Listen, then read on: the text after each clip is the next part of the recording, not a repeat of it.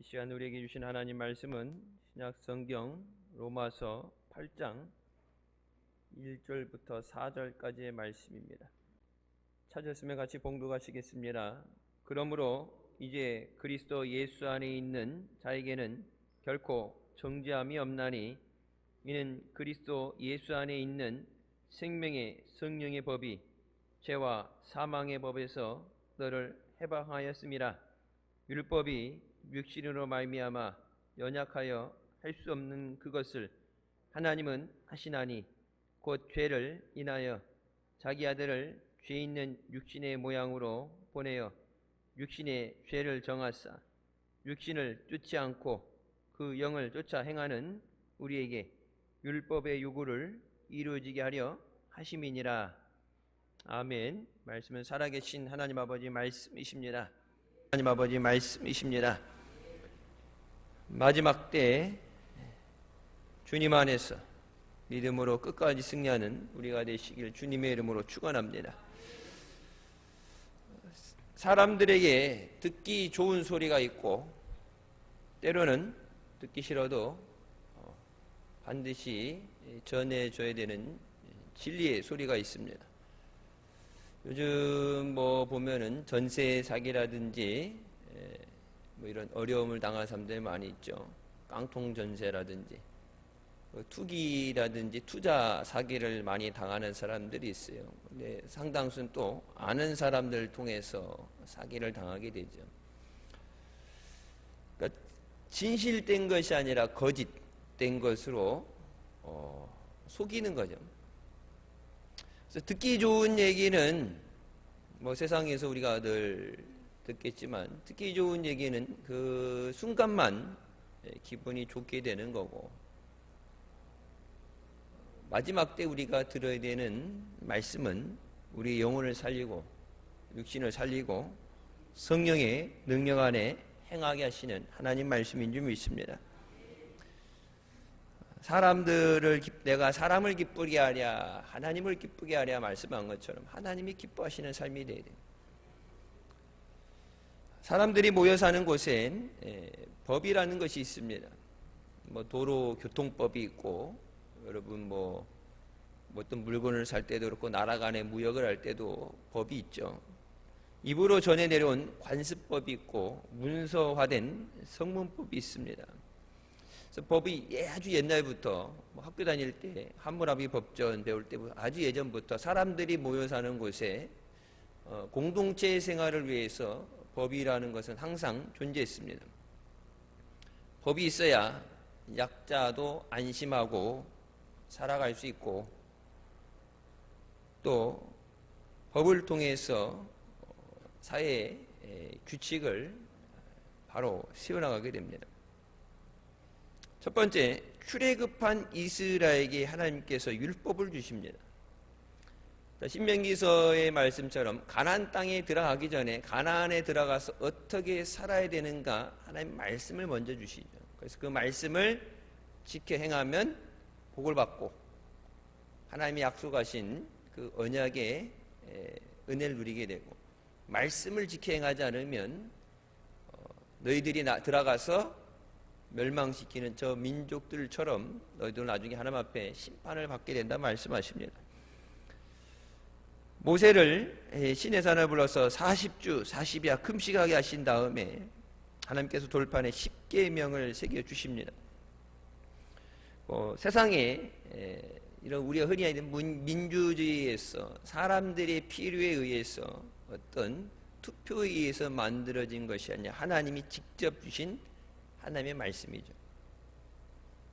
그러니까 세상의 시대가 바뀌면 바뀐다. 우리나라 법, 미국 법, 각 나는 곳에 법이 달라지겠죠. 환경에 따라서.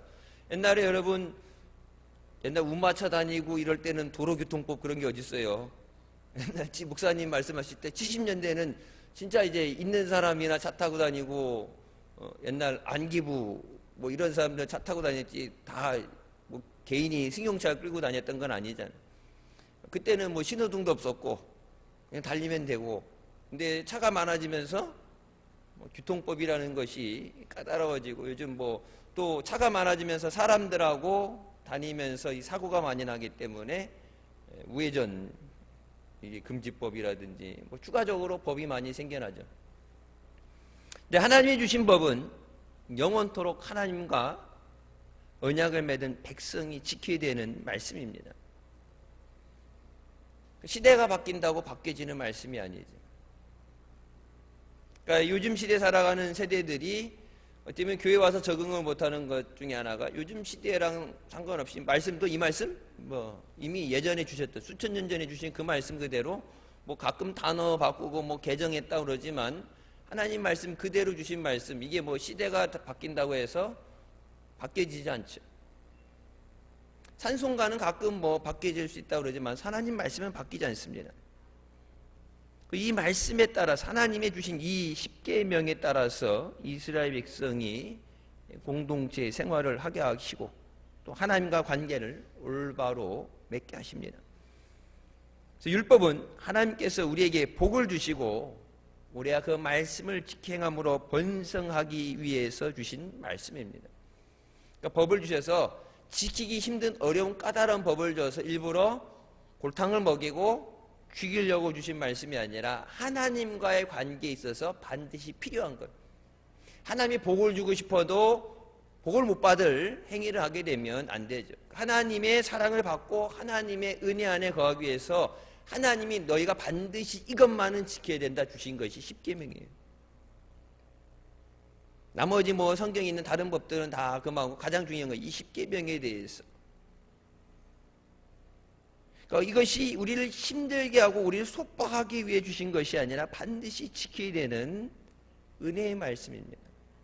이 땅에서도 그렇고 여러분 천국 가서도 하나님 말씀으로 통치되죠.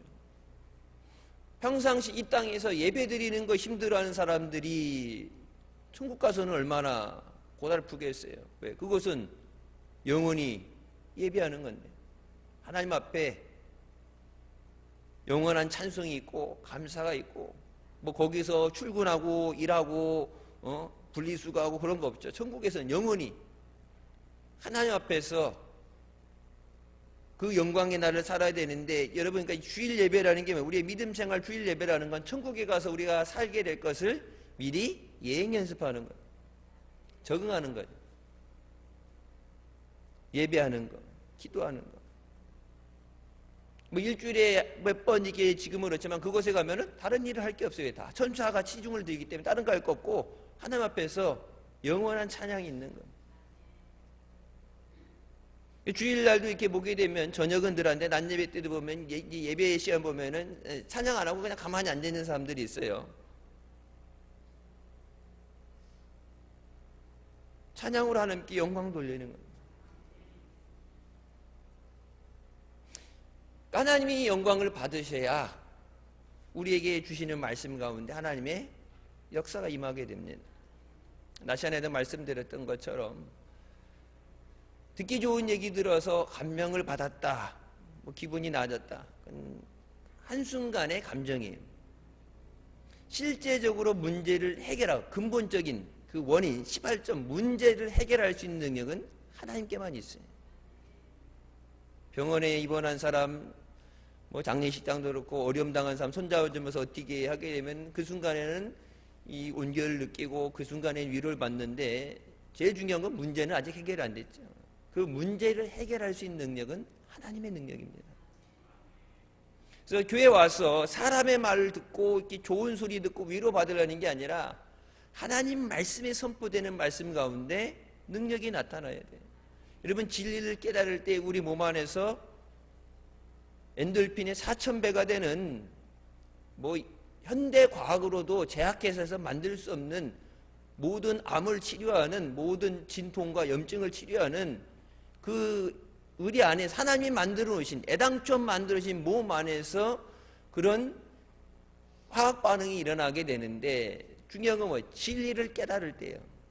음악 들을 때 뭐 감동 받을 때 뭐 나오지만은 가장 확실하게 우리 몸 안에서 이 작용이 되는 것, 생성이 되는 것은 진리를 깨달을 때입니다. 여러분 진리를 어떻게 깨달아요? 성령께서 말씀을 깨닫게 하시는 거예요. 그러니까 머리로 이해해서 듣는 게 아니라 성령께서 말씀을 깨닫게 하실 때만 하나님의 말씀을 우리가 깨닫고 그 말씀이 선포될 때 말씀의 능력과 창조의 능력이 나타나는 줄 믿으시기 바랍니다. 복음주의 전도자 프레드 브라운 목사님이 율법의 목적에 대해서 세 가지 비유를 들어서 설명하십니다. 첫 번째, 율법은 치과 의사가 사용하는 조그만 거울 달린 도구와 같다. 여러분 치과 가게 되면은 이렇게 있죠. 벌리라고 그래갖고 이 뒤에 이게 요만한 거울 같은 거 집어넣어서 보는 거, 썩은 거 있나 보는 거. 치과 좋아하는 사람은 없을 거예요. 예. 그 이빨 엥 가는 소리, 아프기도 아프지만, 근데 이 거울을 갖다가 대고 거울을 보죠. 이 거울은 썩은이가 있는지 없는지만 볼 수 있을 뿐 충치를 뽑지도 치료하지도 못합니다. 단순히 보는 용도죠. 율법은 우리에게 죄가 있는지 없는지 찾게만 할 뿐 우리를 거룩하고 깨끗하게 만들어주지 못합니다. 율법을 주신 용도 자체가 죄가 있느냐 없느냐를 보게 하시는 거예요. 둘째로, 율법은 손전등과 같습니다. 손전등은 정전이 되어 집이 어두울 때 전기 울리는 두꺼비 집이라고 있죠. 아파트도 다 있어요. 현관 들어갈 때 보면은 신발장 뒤에 숨겨져 있는데 어딘지 있어요. 그래서 이게 누전이 되든지 저기 되면 이렇게 딱 떨어져 전기를 차단시키죠. 화재가 나지 않도록. 그게 두꺼비 집이라고 그러는데 우리나라만 그렇게 불러요. 두꺼비 집인데 그 두꺼비 집의 위치를 찾게 해주지 고장난 전기를 고치지 못합니다. 율법은 우리의 잘못을 지적하고 찾아내지만 잘못된 행치를 고칠 수는 없습니다. 셋째로, 율법은 다림줄과 같습니다. 다림줄은 우리가 집을 지을 때 벽돌과 기둥이 기울어지지 않고 바로 올라가는지 살피기 위해서 내려다보는 줄입니다. 그래서 여기 우리 성전 지을 때도 이 밑에서부터 위에 이렇게 까만 줄을 매달아 달아가지고 이게 이제 똑바로 수직으로 올라가야 되는데 올라가면서 이제 사람이 지면 어때요? 수직 같은데 내가 짓다 보면은 약간씩 삐딱하게 이렇게 가요. 짓다 보면. 여러분 그렇게 삐딱하게 올라가서 건물 저으면은 무너져 내리죠. 그래서 여기다 이렇게 해갖고 다림줄이라고 까만 거 줄 대고 이렇게 탁 쳐가지고 줄이 수직으로 딱 수평과 수직이 만나 건축할 때 쓰는 거죠. 건축을 할 때. 성전 지을 때 이렇게 보게 되면은 양효모 장로님이 벽돌을 쌓을 때 양효모 장로님이 쌓으셨잖아요. 그러니까 이 전문가들이 일반 저기랑 틀린 게 전문가가 쌓으면은 이게 딱 똑바로 올라가고 우리 같이 쌓으면 쌓을 수는 있지. 근데 삐딱하게 올라가면은 다시 부셔야 돼. 건물로서 무너지기 때문에 건물로서 사용이 안 되죠. 다림줄은 측량만 할 수 있을지 잘못된 것을 고치지 못합니다. 율법은 우리의 삶이 하나님 앞에 옳은가 옳지 않은가를 깨닫게 하는 것이지 직접 고치는 능력은 없어요. 율법은 우리를 정죄하고 심판할 수 있지만 우리를 살려내고 고칠 수는 없습니다. 율법은 죄를 드러내고 잘못된 것이라는 것을 깨닫게 하죠. 죄의 문제는 오직 예수님만이 해결하십니다. 근데 내가 죄인인 줄 알아야 주님 앞에 나와서 이 죄인을 용서하여 주십소서. 주님 없이 살 수 없다는 것, 내가 죄인인 것을 깨닫게 하시기 위해서 주신 것이 율법이에요. 율법이 구원해 주는 게 아니죠. 율법은 내가 하나님 말씀에 잘못된 삶, 하나님이 기뻐하시지 않는 삶, 그럼 이대로 살면은 죄의 값은 사망인데 죽겠구나. 그래서 바울이 한 거, 오라 나는 곤고한 사람이다. 내가 선한 일을 하고 하나님이 기뻐하신 일을 하는데 내 안에서 이 사망의 법이, 바울 같은 능력의 사도자도 내 안에서 이 선한 것과 악한 것에 끊임없이 싸우게 되는데, 여러분 우리를 죄에서 구원하시기 위해서 예수님께서 오셔서 십자가에 피 흘려주셨습니다. 하나님 말씀에 죽기까지 순종하시면서 우리를 사랑하셔서 그 생명을 주셨습니다. 오직 예수 그리스도의 보혈을 통해서만 우리는 죄에서 사함을 받게 됩니다. 다른 수많은 종교가 있는데 다른 어떤 종교로도 구원받을 수 없는 것은 예수님께서 그 피를 흘려서 우리의 죄를 깨끗이 씻어주시기 때문입니다. 예수님을 영접한 자만이 천국에 들어가게 됩니다. 예수 그리스도 외에는 다른 구원은 없습니다. 여러분, 구원받는다는 게 그냥 병에서 낫고 생활이 나아지는 게 아니라 영원한 천국에 들어가는 것, 구원받고 천국 들어가는 것은 죄의 문제를 해결받지 못하면 구원받을 수가 없어요. 예수님이 오신 목적은 죄 있는 자를 부르러 오셨다. 죄 있는 자를 불러 구원하시기 위해서 오셨다고 말씀하십니다. 예수님께서 죽어주심으로 우리에게 생명을 주셨습니다. 율법 자체가 구원해 주는 게 아니에요. 율법은 우리가 하나님 말씀대로 살고 있는가? 이대로 살아도 괜찮은가? 문제가 없는가? 내게 죄가 있는 것을 깨닫게 했을 때 그 죄를 해결할 능력은 없죠. 죄가 있기 때문에 그 죄의 사함을 받으려면 예수님 앞에 나와야 돼요. 죄가 있기 때문에 주님 앞에 나와서 주의 이름을 부르는 자는 구원을 얻으리라. 죄가 있을지라도 사심을 얻으리라. 죄가 있기 때문에 오라, 내가 곤고한 사람이로다. 내가 사망의 법 아래서 죽게 생겼는데, 그래서 나를 살리는 예수 그리스도 앞에 나오는 거예요. 여러분, 우리가 복음을 전하는 것은 일상적으로 어려움 당하는 사람들에게 그들이 교회에 와서 예수 그리스도 안에서 은혜를 받고 도움을 받는 것도 얻을 수 있지만, 죽을 영혼을 살리기 위해서 예수 그리스도 외에는 죄의 문제를 해결할 수 없습니다. 천국에 들어갈 때까지 예수님의 생명으로 주신 구원을 온전히 이루는 우리가 되시기를 주님의 이름으로 축원합니다. 두 번째, 법은 인간을 위한 것이지 인간이 법을 위해 존재하는 것이 아닙니다. 그런데 사람들은 때로 법을 만들기 위해서 인간의 권리를 제약하고 인간을 무시하는 행위를 합니다. 그러니까 어느 한쪽을 이롭게 하자면 다른 한쪽에 피해를 입는 사람이 있죠.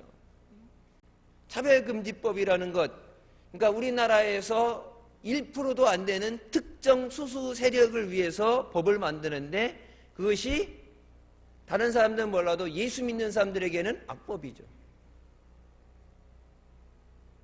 하나님 분명히 동성애를 그걸 악이라고 그러시고 죄라고 그러시고 금하게 하셨는데 동성애자들이 동성애하는 것을 법으로 인정해 주는 것. 그래서 여러분, 동성애자들이 원래 이게 부부라고 같이 동거해서 살아도 건강보험에서 피보험자로 피부양자가 안 됐는데 우리나라 법원에서 그걸 뒤집어 버렸잖아요. 동성애자도 가족이다. 보험 혜택을 받을 수 있다. 지난주 나온 법원은 더 웃겨요. 이 성전환한 사람들이 이제 수술을 하죠. 남자가 여자처럼 수술을 한다든지 띄고 붙일 거 붙이고 그렇게 해야 되는데 겉은 모양은 남자인데 나 여자야 그러면은 이제 성전환 수술을 안 하고도 여탕에 들어갈 수 있대요. 이제 이놈이 성전환 수술인지 변태인지 어떻게 알아? 성전환 수술을 해서 나 여자예요 그래갖고 1번 주민등록 1번을 2번으로 바꿔는 이제는 그냥 내가 생각만으로 나는 태어날 때 이게 내가 생각했던 거랑 틀린 성으로 나왔기 때문에 나는 그냥 내가 여자예요 하고 그러면은, 그러니까 남자인데 여자 육상하는 데 가갖고 더 빠르고 능력 있는 사람이 여기 여자들 뛰는데 저는 여자예요.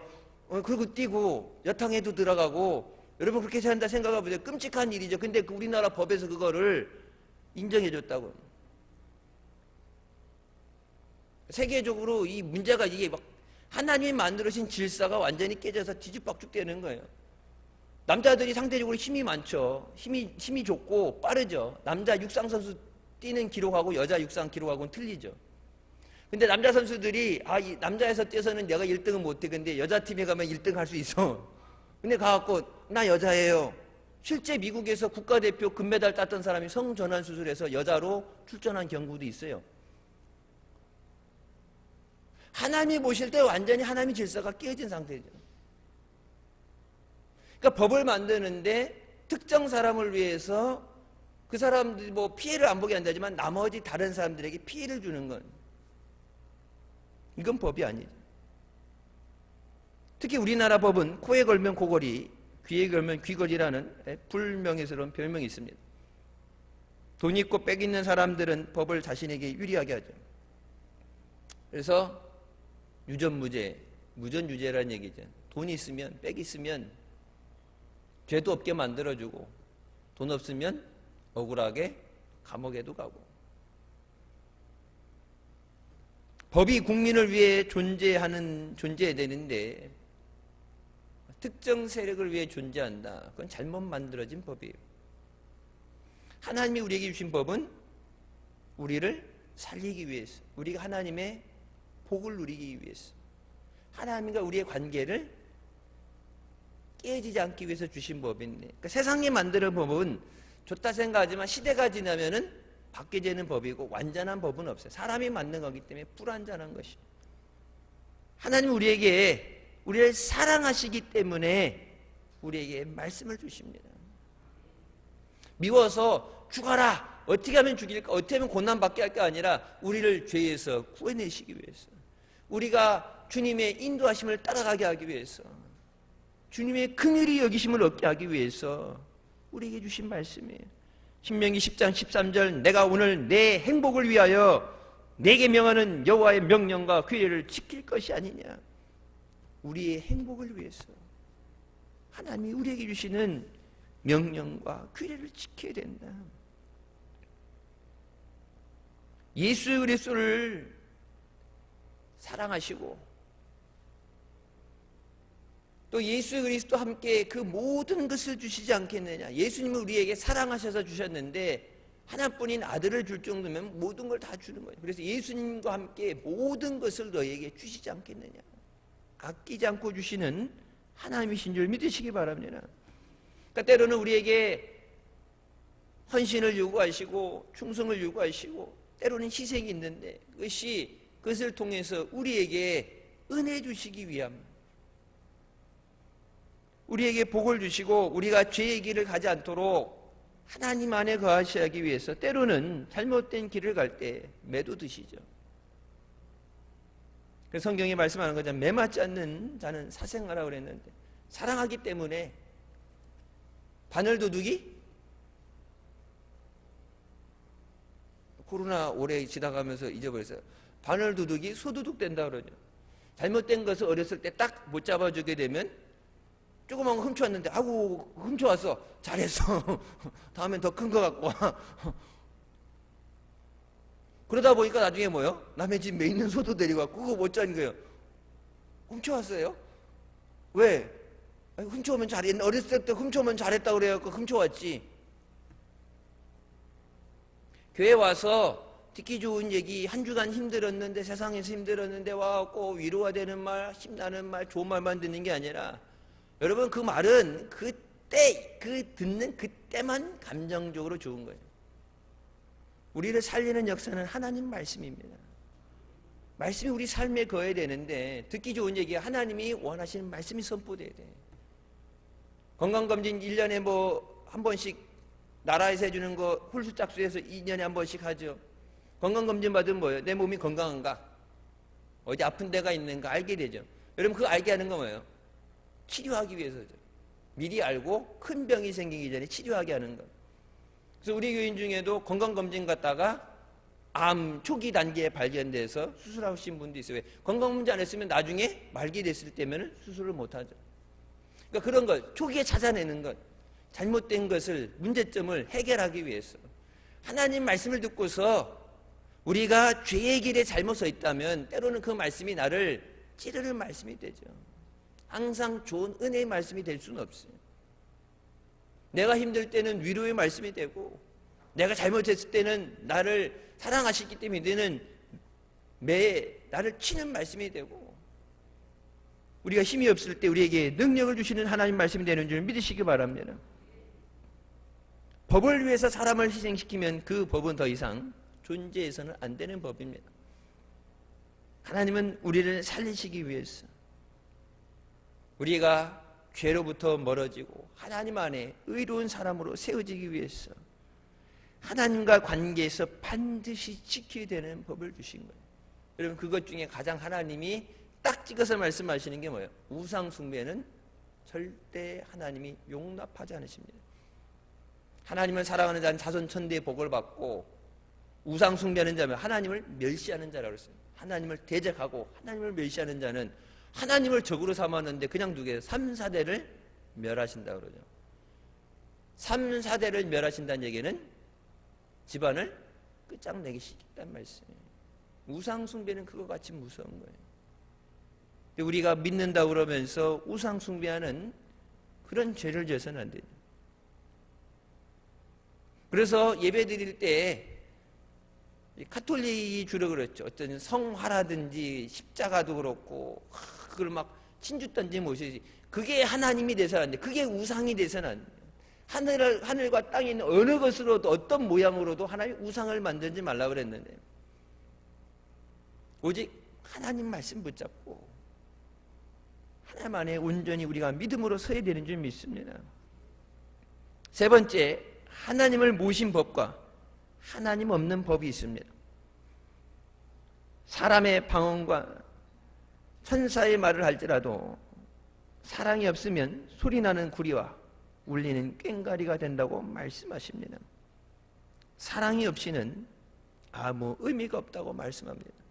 내 전 재산을 다 내주고 내 몸을 불사르도록 희생할지라도 사랑이 없으면 아무 의미가 없다.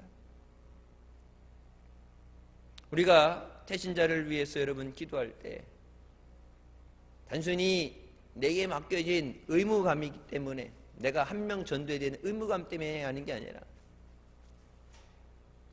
내가 져야 되는 십자가, 가족 중에 안 믿는 사람이 있는데 내가 지고 가야 되는 십자가 어떻게 하겠어 해서 그냥 할 수 없이 등 떠밀려서 할 수 없이 지고 가는 십자가가 아니라 예수 그리스도의 사랑으로 십자가에 죽기까지 우리를 사랑하신 그 예수님의 사랑으로 그들을 위해 기도해야 하나님이 그 영혼을 우리에게 맡겨주십니다.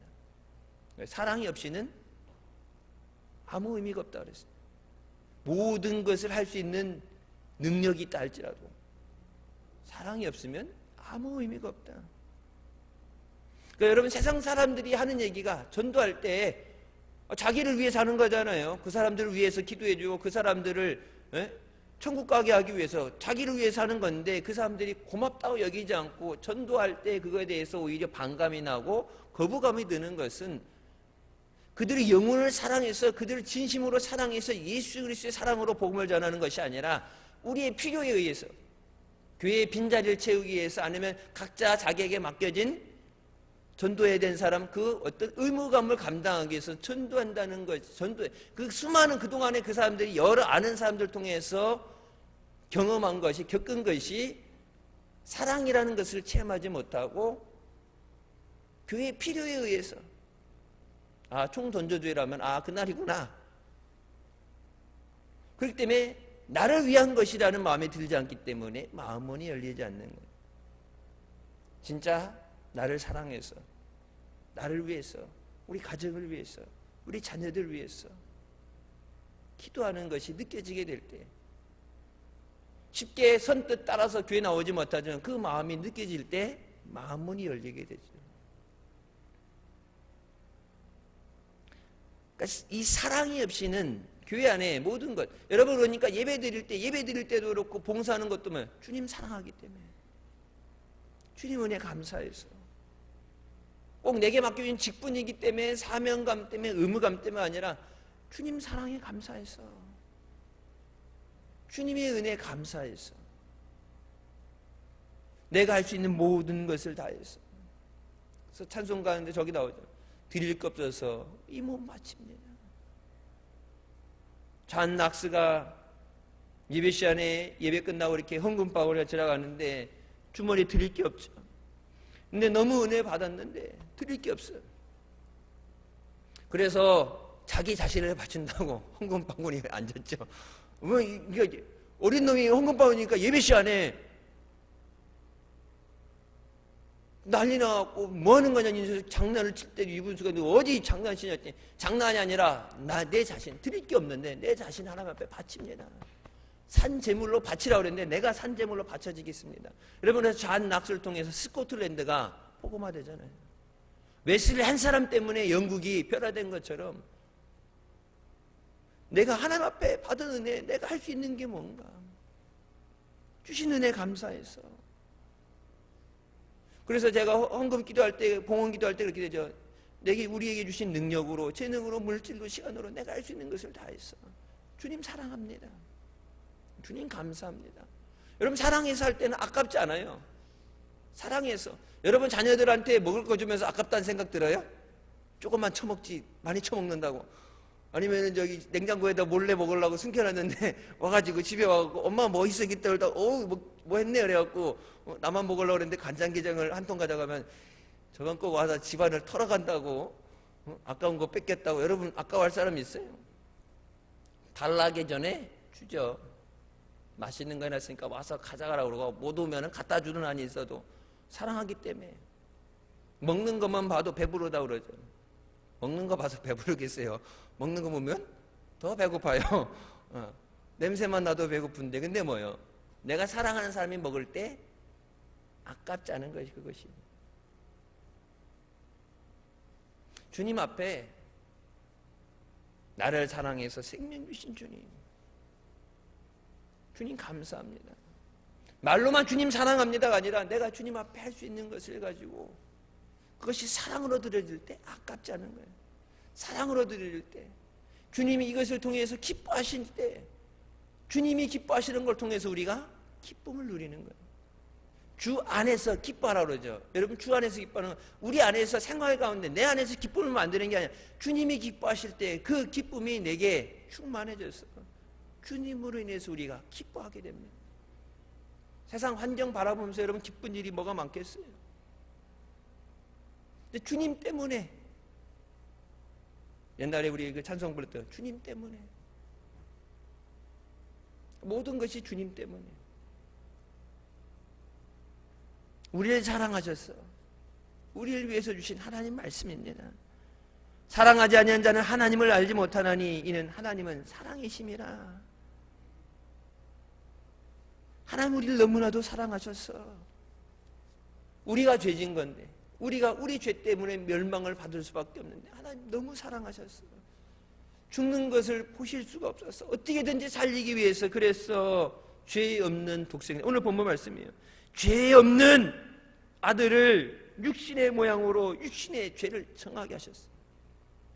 죄 없는 예수님이 사람의 몸을 입고 오셔서 그 죄를 짊어지고 십자가에 찍히시고 피 흘리게 하셨어요. 그 아들을 사랑하지 않는 게 아니라 우리를 더 사랑하시기 때문에, 그 죄 때문에 멸망받는 것을 원치 않으셔서 어떻게 하면 저들을 살릴 수 있을까? 근데 이 죄라는 문제 때문에, 죄가 문제 해결되지 않으면 하나님 앞에 나올 수 없는데, 그래서 이 죄의 문제를 해결하고 어떻게 하면 살릴 수 있을까? 방법은 하나죠. 우리를 살리기 위해서 예수님이 죽어주셨어요. 여러분 값없이 받은 은혜가 아니라 생명을 주신 은혜입니다. 값을 매길 수 없는 은혜, 흔히 프라이스레스는 값을 매길 수 없는 거라고 그러는데, 여러분 값을 매길 수 없는 걸 떠나서 생명을 어떻게 값을 매겨요? 여러분 사람도 생명 값을 어떻게 매겨요? 근데 하나님의 아들 예수님께서 우리에게 생명을 주시는데, 그거를 우리 가진 거 전부 다 하고 인류에 있는 모든 걸 다 통틀어도 그 생명과는 맞바꿀 수 없어요. 그 가치가 맞바꿀 수 있는 가치가 아니죠. 하나님이 나를 사랑하시는 것과 내가 하나님 사랑을 어떻게 감히 비교하겠어요? 하나님은 우리를 살리시기 원하십니다. 하나님은 상한 갈 때 꺾지 않으시고 꺼져가는 등불을 끄지 않으신다고 말씀하십니다. 사람의 눈에 아무런 가망이 없어 보여도 하나님은 끝까지 살리려고 노력하십니다. 돌아와라. 너희가 어찌해서 멸망을 받으려고 하느냐? 하나님께로 돌아와라. 끝까지 살리시기 위해서 세상을 이처럼 사랑하사 독생자를 주셨네. 아니 그냥 하나님 싫다 그러고 안 믿는다 그러고 내 마음대로 살다가 죄짓다 죽겠다 그러는데 한 영혼도 포기 안 하시고 끝까지 사랑하셔서 복음을 통해서 그들이 주님 앞에 나오게 하시는 거예요. 어떻게든지 한 영혼이라도 살리기 위해서 그들에게 복음을 전하게 하시는 사랑의 하나님이신 줄 믿으시기 바랍니다. 네 번째, 예수님께서 법과 인간의 관계를 보여주십니다. 요한복음 1장 17절에 율법은 모세로 말미암아 주어진 것이요 은혜와 진리는 예수 그리스도로 말미암아 온 것이라. 예수 그리스도를 통해서 은혜와 진리를 주신다. 예수님의 은혜로 우리의 죄를 다 청산해 주시고 우리에게 성령을 선물로 주십니다. 우리 힘으로 할 수 없는 거 아시죠? 연약하고 부정가시. 우리 힘으로 할 수 없기 때문에 성령을 선물로 주셨어요. 성령의 능력으로 우리가 감당하게 하시는 줄 믿습니다. 이것이 율법의 완전한 완성입니다. 로마서 13장 10절에 사랑은 이웃에게 악을 행하지 아니하나니 그러므로 사랑은 율법의 완성이니라. 하나님을 사랑하라. 예수님이 새 언약을 주신다면 크고 첫 번째 되는 계명, 주 너희 하나님을 사랑하라. 그리고 네 이웃을 내 몸같이 사랑하라. 사랑은 뭐예요? 사랑은 이웃에게 악을 행하지 않는다. 사랑하기 때문에 저 사람에게 해가 되는 일을 하지 않는다. 하나님을 사랑하기 때문에 하나님이 싫어하시는 것을 하지 않는 거예요. 우상 숭배하지 않는 거예요. 어떻게 하면 하나님이 기뻐하실까? 우리가 한 주간 살면서 세상 가운데 살기 위해서 몸부림치면서 어떻게 하면 나의 삶을 통해서 주님이 기뻐하실까? 어떻게 하면 우리 가정을 통해서 주님이 기뻐하실까? 우리의 교회를 통해서 하나님이 계획하신 그 뜻이 어떻게 이루어질까? 사랑하기 때문에. 구원해 주셨으니까 생명의 은인에게 목숨이라도 바쳐서 어떤 걸 감당하기 위해서가 아니라, 책임감이 아니라 주님 너무 사랑해서 어떻게 하면은 주님을 기쁘시게 할 수 있을까? 주님을 사랑하는 것. 사랑이 없는 것은 의미가 없다. 예배도 안 빠지고 예배를 잘 드리는 것, 출석을 얼마나 잘하냐, 뭐 교회 나온다고 옛날 학교 다닐 때 좀 개근상 주는 것도 아니고, 이것이 되는 게 아니라 뭐예요?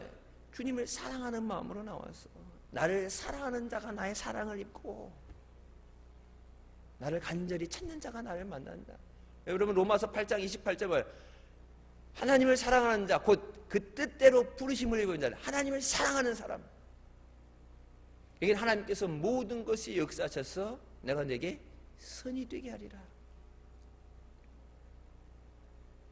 여러분 똑같은 칼도 요리사가 들고 있으면은 맛있는 요리, 영양가 있는 요리를 하게 되고, 의사가 갖고 있게 되면은 환자를 수술해서 살리는 칼이 됩니다.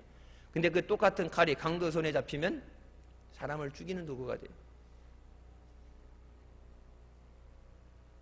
율법은 우리를 살리기 위해 주신 말씀이 아니라 율법을 통해서 우리가 하나님 앞에 죄가 있음을 깨닫게 하시는 거예요.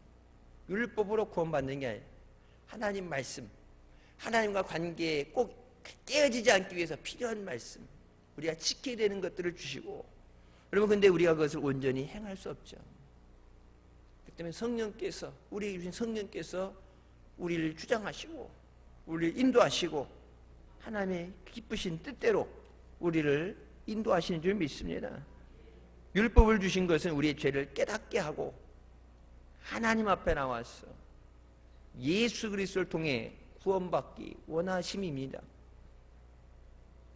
죄가 있는 것이 깨달아야 죄의 삶을 받기 위해서 구주 되시는 예수님 앞에 나오게 돼요. 그럼 죄에 있는 것을 깨달으면 주님 앞에 나올 수밖에 없어요. 죄의 문제가 해결되지 않으면 구원받을 수 없어요. 죄의 문제가 해결되지 않으면 하나님께서는 듣지 않으신다잖아요. 여호와의 팔이 짧은 것도 아니고 능력이 없는 것도 아니고 너희 죄가 하나님과 우리 사이를 막았다. 예배를 얼마나 잘 드렸느냐, 무엇을 많이 했느냐가 아니라 그 죄가 막혀있는 한은 하나님과 단절되어 있는 거예요. 얼마나 많이 모였느냐, 얼마나 예배를 잘 드렸느냐, 준비가 잘 됐느냐가 아니라 하나님과 막혀있는 예배, 백날 드려도 하나님 받지 않는 예배, 그것에 불이 안 떨어지죠. 그래서 뭐 형제, 하나님 앞에 예물을 드리려다가 예물을 들고 와서 여기가 하나님 앞에 예물을 드리러 여기까지 왔는데 거기 왔다 문득 내 형제하고 잘못된 맺힌 것이 있으면 뭐예요? 그거 예물을 그 자리에 두고 바로 가서 형제와 화목하고 화해하고 와서 예물을 드리라고 그러잖아. 그만큼 사람과의 관계는 하나님 앞에 하나님과 막혀있는 죄가 회개되지 않고서 죄에 대한 회개가 없이는 하나님의 은혜가 올 수 없어요. 여러분 그게 그냥 대충 해도 되고 그냥 없는 셈 치고 앞으로 잘해 그렇게 해서 뭐하러 예수님께서 십자가 져 주셨겠어요? 여러분 하나님께서 죄에 대해서 얼마나 단호하신가? 물로 세상을 심판하시죠. 하나님이 지으신 창조물이지만 하나님이 그렇게 사랑하시는 사람이지만 죄 때문에 하나님이 용납하실 수 없을 때 노아와 그 가족들 빼고는 물로 세상을 심판하십니다. 또 한 번 쓸어버릴 수는 없으니까 너무 마음 아프시니까 그래서 예수님께서 대신 희생제물로 드려주신 거예요. 마지막 주님 오실 때 믿는 자들은 천국에 영광의 나라 가게 되고 믿지 않는 자들은 뭐예요? 불의 심판을 받게 되죠. 물의 심판과는 비교할 수 없는 그러니까 뭐예요? 무지개를 보여주고 내가 다시는 세상을 물로 심판하지 않으리라 말씀하시고 이제는 불의 심판이 남아있죠. 영원히 죽지도 않는 뜨거운 불 속에 있어 이를 갈며 고통 가운데 있게 하신다는데 여러분 그 형벌을 받지 않도록 우리를 죄에서 깨닫게 하시고 회개하게 하십니다. 제가 철학 때도 그런 말씀 드렸어요. 깨닫게 하시는 것도 은혜입니다. 뒤늦게 깨닫는 것도 의미 없어요. 가룟 유다 같은 경우는 뒤늦게 깨닫긴 했어요. 뒤늦게 깨달았는데 의미가 없죠. 왜? 제사장들 자기가 준 돈인데 피 묻은 돈이라고 안 받잖아요. 자기 손에 피를 안 묻히기 위해서 예수님 잡는 하나의 도구로 사용한 거지 그것이 잘못된 것이라고 자기네 손에 피를 안 묻히기 위해서 돈 주고 쓴 거예요. 깨닫긴 깨닫는데 뒤늦게 깨달아. 예수님께서 너희 중에 날 팔자가 있다 말씀하셨는데 몇 번을 얘기하셨는데 깨닫지 못했을 때 뭐라고 말씀해요? 너는 차라리 태어나지 않는 것이 낫다. 여러분 베드로도 부인하죠. 3번이나 부인합니다. 근데 다구리 소름들이 들 때 깨닫게 되죠. 깨닫게 하시는 것도 하나님의 은혜예요. 고난, 시간에 말씀드린 고난에 있는 것도 나 홀로 버려진 세상에서 당하는 고난이 아니라 주님이 나를 사랑하셨어. 그 죄를 깨닫게 하시고 그 죄의 짐을 벗어버리고 성령의 불로 그 죄를 태워서 없애시고 깨끗하게 하셨어. 하나님 앞에 정금같이 나오게 하셔서 나를 연단하실 때 여러분 그 연단받는 것도 은혜입니다. 잘못하는데 하나님의 매가 없다. 그 뭐예요? 버림받은 자식이라고 그랬어요. 그때 잘못할 때마다 깨닫게 하시고 하나님 회개하게 하시고 다시 하나님의 은혜를 회복하게 하시고 하나님 앞에 나오게 하시는 것 그것이 사랑받는 자녀예요. 죄를 짓는데 잘못하는데 그냥 뒀다가 마지막 날 그거 한꺼번에 몰아서 심판받게 되면은 끝나는 거예요. 우리가 하나님 은혜 없이 살 수 없음을 깨달을 때 은혜의 보좌 앞에 나옵니다. 우리가 세상 의지할 것 없을 때 주의 이름을 부릅니다. 주여 나를 붙잡아 주시옵소서. 우리를 죄에서 구원하여 주시옵소서. 예수님께서 가르치신 기도 뭐예요? 우리를 시험에 들지 말게 하시며 우리를 악에서 구하옵소서. 하나님의 영광을 위해서 우리를 믿음의 반석 되시는 예수 그리스도 위에 온전히 세워지게 하여 주시옵소서. 믿음으로 승리하는 우리가 되시길 주님의 이름으로 축원합니다. 기도하시겠습니다.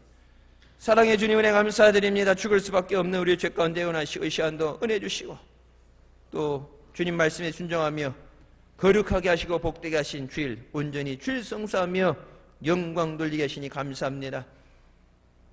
주님 의지하며 믿음으로 나온 사랑하는 자녀들에게 성령을 통해서 힘과 능력을 주시고 지혜를 주시고 세상을 이기게 하여 주시고 믿음으로 승리하게 하여 주시옵소서. 모든 것 가운데 하나님께 영광 돌리며 주님 안에 기뻐하는 복된 자녀들 되게 하여 주시옵소서.